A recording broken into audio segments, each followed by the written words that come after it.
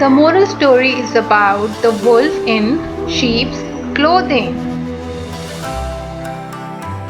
Night after night, a wolf prowled around a flock of sheep looking for one to eat. But the shepherd and his dog always chased the wolf away. But one day the wolf found the skin of a sheep that had been thrown aside. He pulled the skin carefully over him so that none of his fur showed under the white fleece.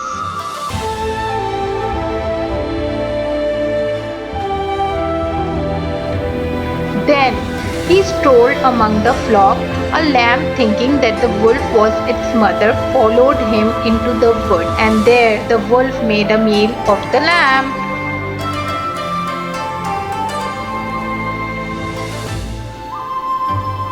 So for many days the wolf was able to get a sheep whenever he pleased, but one day the shepherd decided to cook lamb for his own dinner.